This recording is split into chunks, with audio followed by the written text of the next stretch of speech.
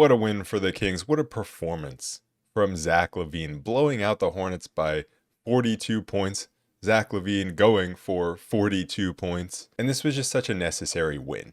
Not just that it was a win, because yes, of course, the Kings they need to win every game in this race for the play-in and for the playoffs in the Western Conference. They need to win every game, especially the rare home game that they get around this time, especially when you're playing against a team like the Hornets.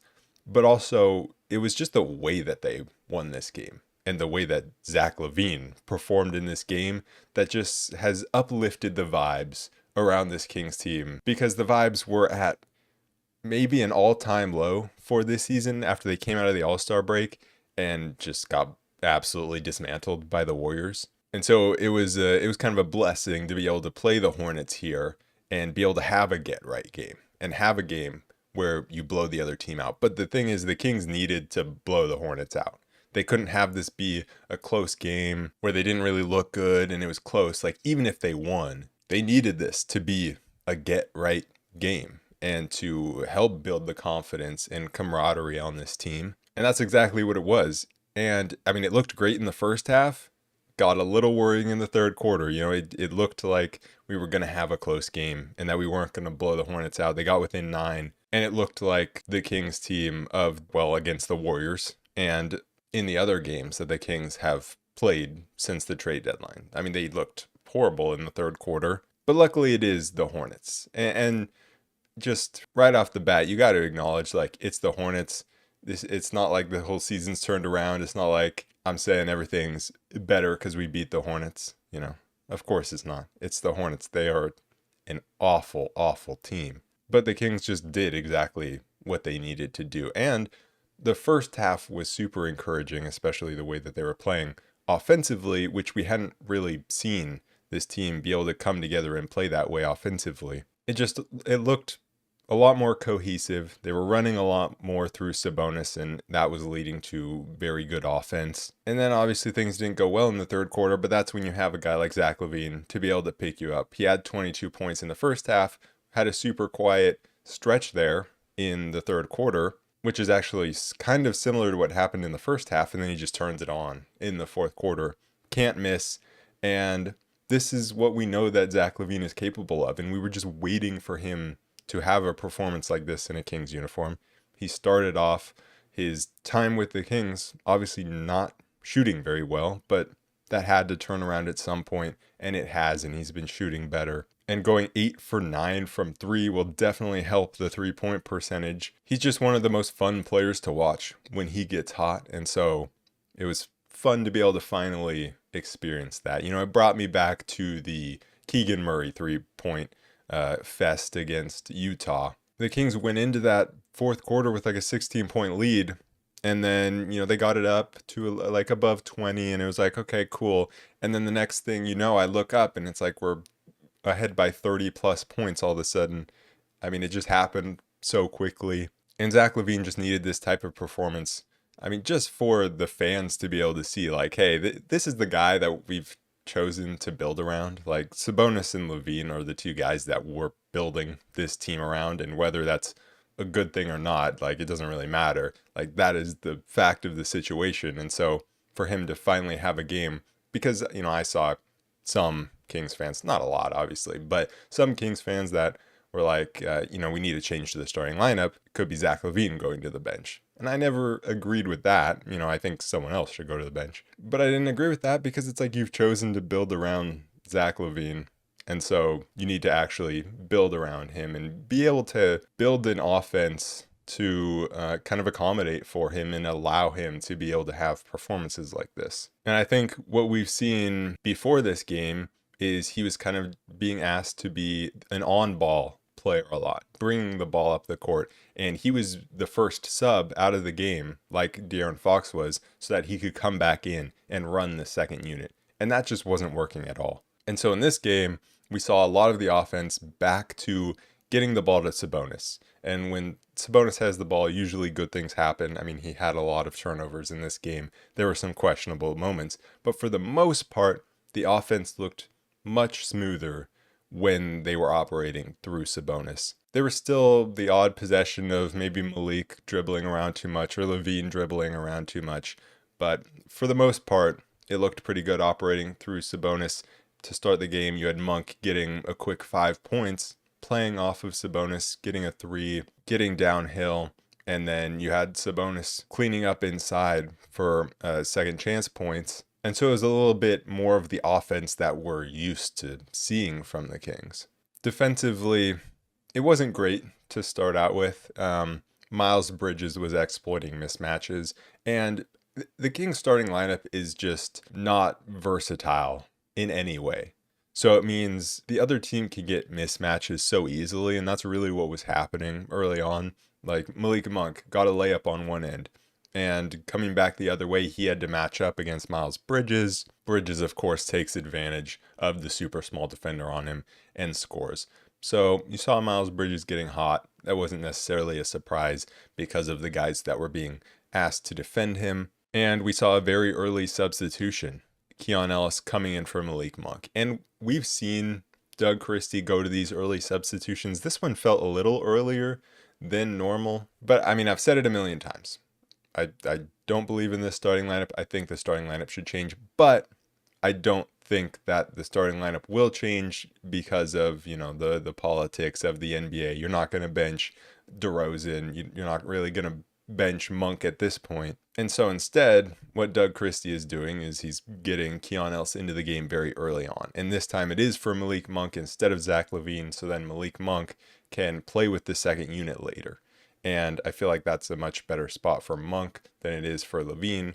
And especially now that you have Markelle Fultz with the second unit, being able to run that offense. But it's just good to get that sub out of the way as early as possible so that you can have that more defensive presence in there earlier. Having Keon Ellis and Keegan Murray both in there at the same time really early on.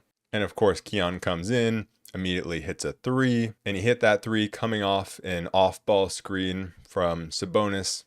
DeMar had it in the corner, finds Keon up top for three. And we've been seeing that a lot. We've been seeing a lot of plays being drawn up for Keon because that was out of an inbounds play. And we've been seeing a ton of plays being drawn up for Keon to get open 3-point shots off ball. And when he does get open, he's going to knock them down. And just in general, with the offense, we saw a lot of off-ball screening, Sabonis getting off the ball, screening for others. And it worked pretty well a few times for Keon to get open for a three and for others. Sometimes when it doesn't work, it doesn't look great because it's just like a little bit of a cluster of three guys trying to get open, using each other's screens. And then if no one gets open, then you're just kind of holding the ball out at the top for, most of the shot clock. And it looks pretty bad. But when it worked and guys were getting open, they were knocking down their threes. And once Keon came in the game, and LaMelo Ball went out of the game shortly after that, the defense looked a lot better. Obviously, both having Keon in the game with Keegan and also LaMelo coming out of the game, like both of those things made a big impact. That's when the Kings started to pull away, and then they really didn't look back. LaVine got it going a little bit, scoring from all three levels, caught an oop from DeMar, scored in the mid-range, hit a three. And then we saw the new look bench lineup. And so it was Markelle Fultz, Malik Monk, Zach LaVine, Jake LaRavia, and Jonas Valanciunas. So no Trey Lyles. And this is kind of what, exactly what I was saying after the Warriors game, was that it was probably going to be Trey Lyles that was left out of the lineups with Markelle Fultz coming in. And I really love this bench lineup, especially with Markelle Fultz, because so far I'm loving what Markelle Fultz is bringing, but it just also feels like the bench kind of has an identity. Earlier this season, the bench had no identity. It was just like a couple of guys coming off the bench. Some of them could make it a positive impact, but really usually it was just Keon coming in and making a positive impact. But now you have Keon Ellis, who hopefully he's okay after his injury, coming in and being a defensive menace. You have Markelle Fultz, who came into this game, was immediately guarding LaMelo Ball and doing a very good job of it, getting after it, putting on ball pressure. You have Jake LaRavia doing the exact same thing, and you have Jonas Valanciunas also getting after it. It's just like a scrappy, effort-based group. I love this bench unit, and I also think what having Markelle Fultz in that bench unit does takes the pressure off Malik Monk. Because when Fox was here, Monk was doing a lot of the ball handling. Like, he was more of the point guard than Fox. But since Fox has left, Monk has struggled a bit as the kind of only point guard. And so I think before it was just a really nice situation where Monk could be the point guard and could be the primary ball handler, but he also had someone to take some of the burden from him.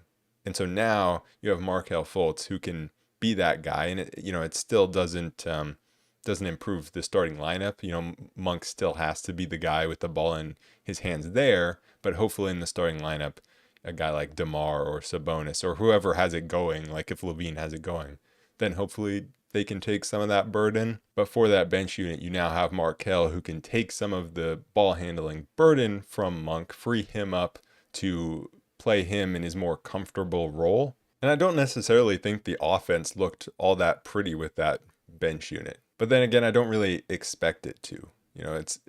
When you have bench guys coming in, it's not supposed to be perfect offensively, or else they wouldn't be coming off the bench. But like I said, they were just scrappy, and they were knocking down threes. The possessions would get a little hectic, but it felt like they would always come out of it with a three somehow. Like LaVine, Fultz, and Monk all hit from deep. They were trying to run a lot of the offense through Jonas Valanciunas, trying to get him the ball in the post. They were having difficulty doing that. Moussa Diabate was doing a good job of trying to make life uncomfortable for Valanciunas in the post. But the defense was really good. The effort was good.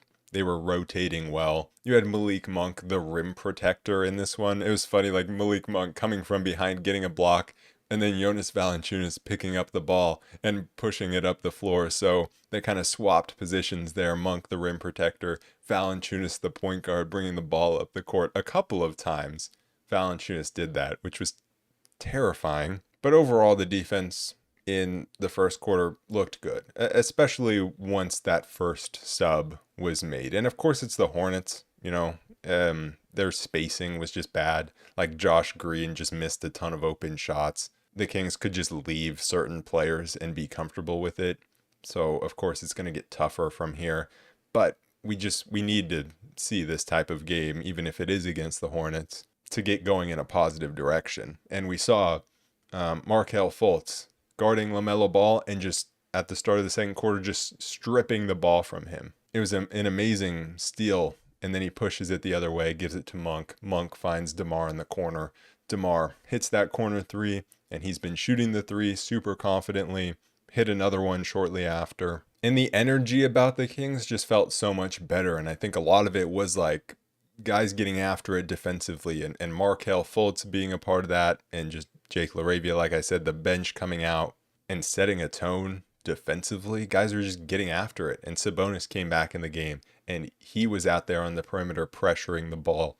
And when they were getting stops, then the offense seemed like it was just flowing better and flowing through Sabonis, and we saw the Monk and Sabonis two-man game one time leading to a dunk, and it feels like it's been a while since we've just seen a really nice Monk Sabonis two-man game. Like that just hasn't come about as often. The only real downsides were some of the rebounding efforts. Like Malik Monk, it's not given the best effort rebounding the ball, but that was pretty much it. And then Keon turned his ankle, which sucked, and he was out the rest of the game. And hopefully that's not too bad. Like, it didn't seem too bad. And he came back out for the second half and then never checked back in and then went back to the locker room. So it doesn't seem like a super long-term concern, but obviously not something you want to see. But the Kings got up 17 points. Hornets responded with a little 6-0 run. Kings called timeout. And then Zach LaVine responded on his own, had a really nice take to the basket, hit a three,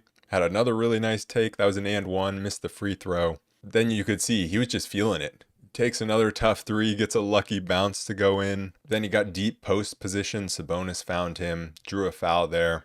And really, we were seeing him get comfortable. I feel like he was utilizing the Sabonis screens well, which was good to see because that's something I've been critical of him for, and saying that he needs to, learn how to play off Sabonis better. And I feel like he did that. But also just when he was catching the ball, even if he was all by himself and there was no screen or anything like that, he was just being more decisive. There weren't as many instances of him over dribbling or just sitting on the ball for too long.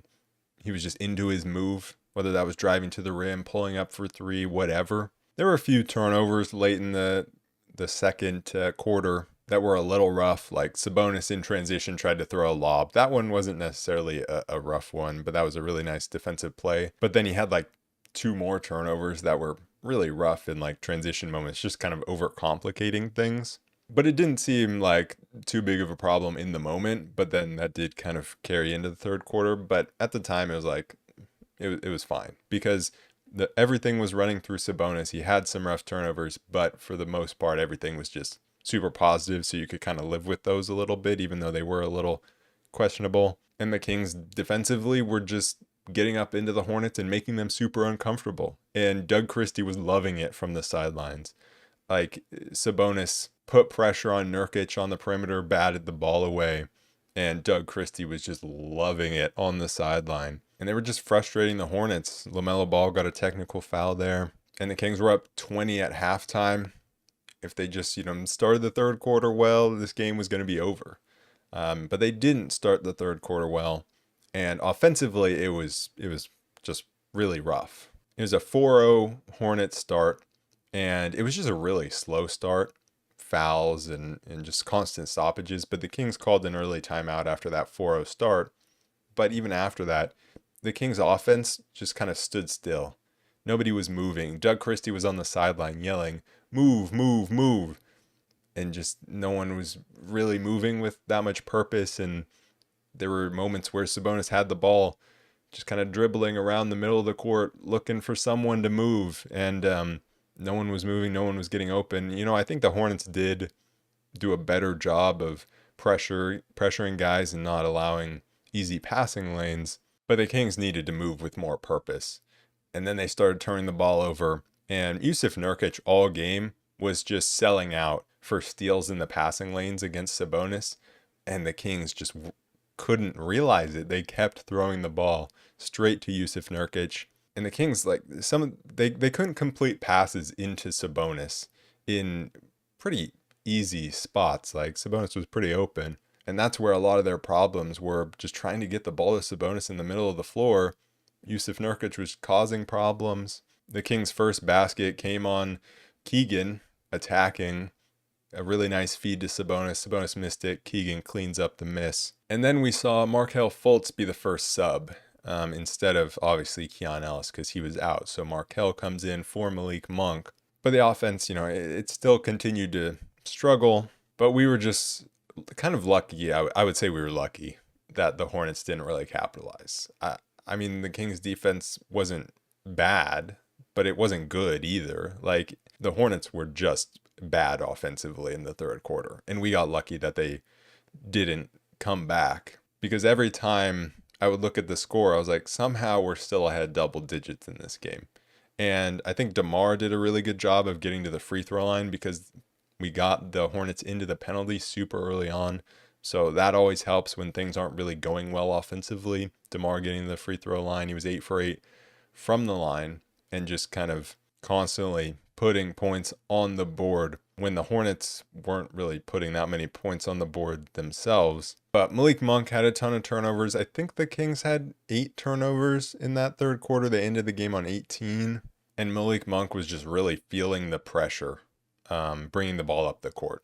And I felt like he just wasn't making the simple play. He wanted to be the guy on the ball. Like, he was feeling this pressure and he wanted to get by his man to make something happen offensively. And then he would turn it over. I mean, he had 2 straight just awful turnovers. And it's like he had the first one, Hornets come down, score. And then he wants to make up for it. So he tries to do something really quickly, immediately turns it over again. Hornets score. He definitely has... He wants to always make up for when he makes a mistake. And sometimes that's great. And sometimes it just compounds the mistake even further and gives the other team more momentum. And again, we're lucky that it's the Hornets. Against another team, this wouldn't fly at all. And Sabonis had some bad moments. I mean, the Kings weren't doing a good job of rebounding the ball. And so there was a long possession where Hornets got multiple offensive rebounds, but they kept missing. Finally, Sabonis comes down with the rebound, and then he just puts the ball down in traffic for no reason. He has so much open space, multiple open teammates. He puts the ball down into traffic, then like leaves his feet and just throws a terrible pass. There were just some really head scratching turnovers. And so Monk and Sabonis, both of them need to do a better job of taking care of the ball. Because the Kings, I mean, they've had a massive turnover issue here lately. And so it's really on those two guys. It's on Monk and Sabonis to be better and be the facilitators of this team and be safer with the ball. But because Keon Ellis was out, that opened up minutes for Trey Lyles. And he came in, he capitalized. He hit some really big shots and made some really big plays. Hit a corner three when the Hornets were going on a run. Then, after those two really bad turnovers by Monk then got inside and got a layup. But on the next possession, breaks the pressure, finds Lyles again in the corner for three, and Lyles knocks it down. So those 2 threes were huge because the Kings had gone cold from three. And really, it wasn't even necessarily them going cold from three, but them just not getting good attempts off because they were turning the ball over so much. So for him to come in after he didn't play at all in the first half and to knock those down, that's huge. And for the Kings to finally have the type of depth where a guy that wasn't even supposed to be in the rotation for this game can come in and make that type of impact is huge. I loved what Jake LaRavia brought in the third quarter when he came in against LaMelo Ball. I think he really frustrated LaMelo just getting up into him. And that's what we've seen so far from LaRavia, where he's going to guard some very good players and he just gets up into them. Players that are smaller than him, that are quicker than him. Luckily, LaMelo isn't exactly like he's not smaller than Jake, I don't think. I think they're both like 6'7", but LaMelo isn't one of those like quicker players that's just going to blow right by him. So it was really working when LaRavia was getting right up into him, making him uncomfortable, really bothering him off the ball, and he drew an offensive foul. And that was one of the things that really sparked a Kings run to end the third quarter. And that run to end the third quarter after the Hornets had cut it to 9, they got it back up to 16. And that was because the bench came in and they made things happen. I mean, they still couldn't get a rebound even with Valanciunas in there. But thankfully the Hornets, like I said, the Hornets suck. They missed every shot, so it was okay. LaVine had that buzzer-beating fast break layup, and that put the Kings up 16. If they didn't close out the third quarter strong, we could be talking about a totally different game. We could be talking about a game where this was close in the end. Maybe the Kings don't even come away with the win. Like, the close to the third quarter was the most important part of this game because it went from a very uncomfortable situation with the Hornets coming back to a pretty comfortable lead where, like, we just had an awful quarter. Like, it was really, really bad.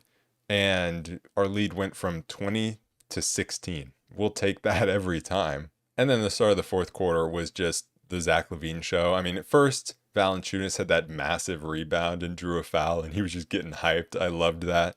But then it was the LaVine show. I think Zach had like 2 points in the third quarter. Then he went from 22 to 24, and then he had, 18 points in his 5 minutes and like 21 seconds in the fourth quarter. He scores in spurts, and he went right at Tijan Salon. Jake LaRavia got a rebound, fed LaVine up court in transition for a dunk that had the Kings go up 21, and that's kind of when it was like, okay, this is over pretty much. And I just feel like LaRavia was involved in so much, like getting rebounds and things like that to kind of spark these plays. And LaRavia had 5 assists. He was just constantly finding himself in those positions to make those passes. Then you had Monk throwing a beauty of a pass to Valanciunas running the floor. Then he had that really weird bounce pass to LaVine, who somehow, got something to work in transition. It was a goaltending. I don't know if that was actually goaltending, but we'll take it. And that was off a LaVine steal. And then he just started hitting the threes. And it was defense to offense.